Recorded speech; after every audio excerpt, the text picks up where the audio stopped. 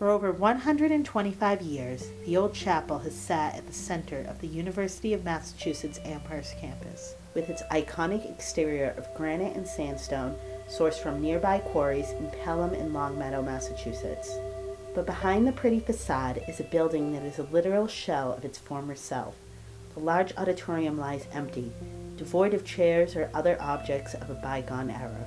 Gone are the days where the old chapel greeted visitors with its two arched entryways. Gone are the stacks of books, administrative offices, and students studying. The clock rarely works, and the bells only rang on special occasions. After lying vacant for nearly 15 years, the old chapel is merely an afterthought to many of the students attending the university. But it wasn't always this way.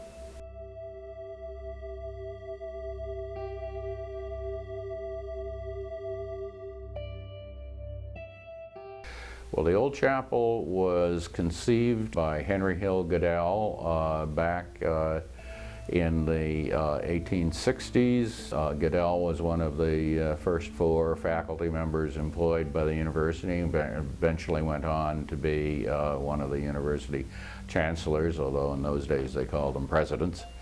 And he saw the need to have a library, and it was to be a stone or brick building. They laid the cornerstone in the fall of 1884, and the building was finished by 1886. Like all state projects, it ran over budget, and they had to appropriate another $5,000 to finish it. During the first 20 years of the 20th century, the old chapel was one of a handful of buildings on the Massachusetts Agricultural College grounds. Aside from South College, built in 1885, and some small structures that no longer exist, the old chapel was the only building inhabiting what would eventually become the center of the UMass campus. It was because of its central location that the old chapel and the grounds surrounding it was the place to gather and spend time. Students used the building to do homework, take tests, congregate for meetings, and take part in athletics outside. As the years progressed and the university grew in enrollment, the old chapel became an established and recognizable structure on the campus. I graduated and got my bachelor's in 1956. We only had about 5,000 students on the campus at the time. But that building was used for public events. The upstairs, a very, very nice meeting room. There were some classrooms downstairs, and there were some faculty offices.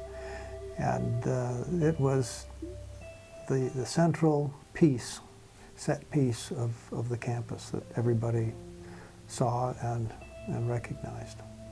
As the years passed by, the old chapel continued to play an integral role at UMass, but some of its original uses and contents were relocated to newer and larger facilities. Over a period of 2 decades, from the mid-1950s to the mid-1970s, the UMass Amherst campus underwent a tremendous amount of growth, expansion, and change.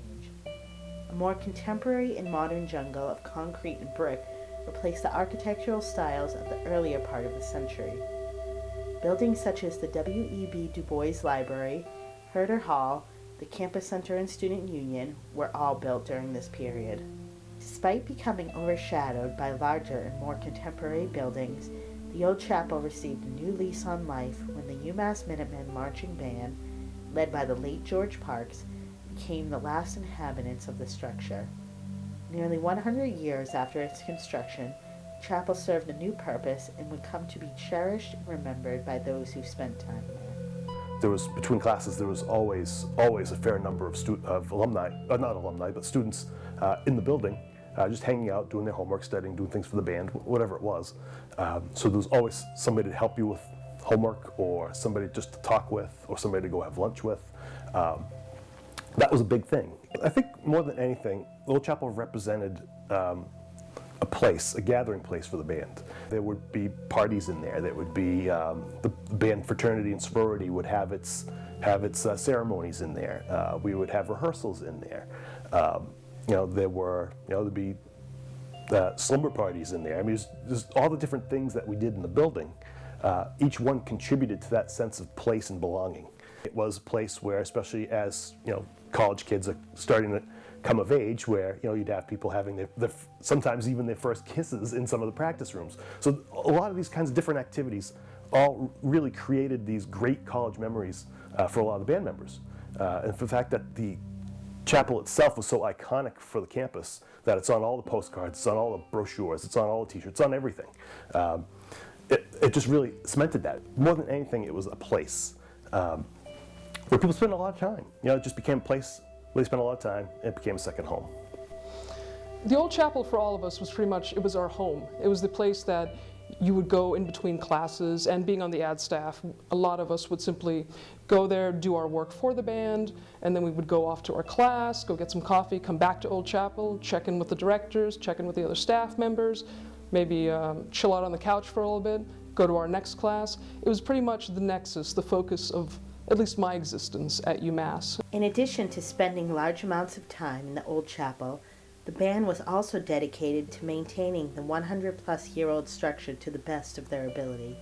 We like to think the band took better care of that building than the university did in some respects. You know, like we did, physical plant might not like to hear this, but we actually refinished the floors one winter break just because we could. Somebody had the equipment. We had the, you know, we just did it. Despite the band's best efforts, a large and potentially dangerous situation had developed above them in the bell tower and would eventually cause the vacation of the building. We realized that the tower was in some structural distress. What was happening is that the stone veneer was separating from the brick core of the tower itself. So we realized that something had to be done. So there was a campaign to raise money to rebuild the tower. In 1997, work began on the rebuilding of the Old Chapel's tower. We literally disassembled the entire tower down to the clavier room and numbered all the stones, palletized all the stones, and then literally rebuilt it with a new reinforced concrete core. Although the tower was now safe, during the restoration, the interior lost its certificate of occupancy.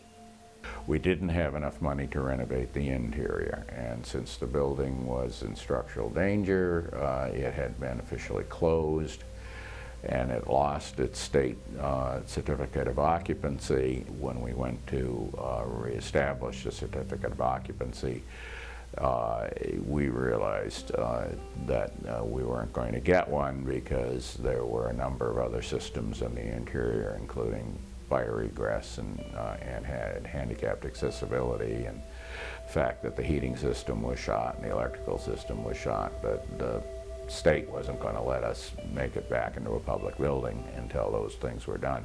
Since the building's closure in the late 90s, the university has been unwilling to raise funds for the interior, causing many to wonder and wish what will happen to the historic structure. It's a real tragedy. It should be a major embarrassment for the university. Everybody understands that there are priorities for new science buildings, teaching facilities, and the like. But what is a real tragedy is that the university has never allowed the development people or the Alumni Association to mount a campaign to bring in money to restore the interior of Old Chapel. Many people have many different ideas, and so I think that's part of where we've all gotten bogged down. But it should be something that appeals to the entire university community. Something so that Old Chapel can still be part of us and not just be sitting there by itself, alone and abandoned, people walking by and not knowing what's going on in this poor place. There are a lot of uses that can be made of historic buildings. Most people don't realize this, but you can have a building on the National Register with a bronze plaque on the outside. And in most cases, you can do almost anything in the interior. You could have doctor's offices, a daycare center, a whole lot of things, as long as the exterior fabric is maintained. While the university makes a commitment to building its future, many people feel that it also must commit to preserving its most iconic link to the past. The first mission is to provide a quality higher education for the students. So we have to build new buildings, we have to build new laboratory buildings particularly. That's something that's been the case since the place opened and will continue to be. We also need academic classroom buildings. We need new dormitories for, we've now got the Commonwealth College, Honors College, and they're building 1,500 beds of new dormitory space for that college. All of these things are critical needs.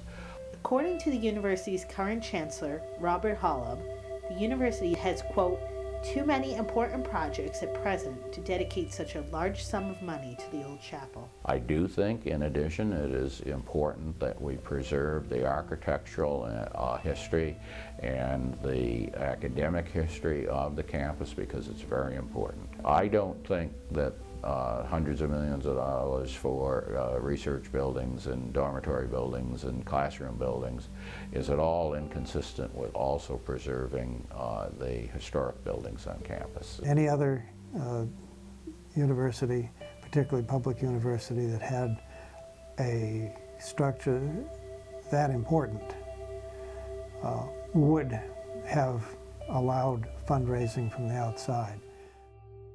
The fate of the old chapel seems as sealed as the building itself. It is a symbol, both of the university's past and a present system that has failed to ensure the building's future.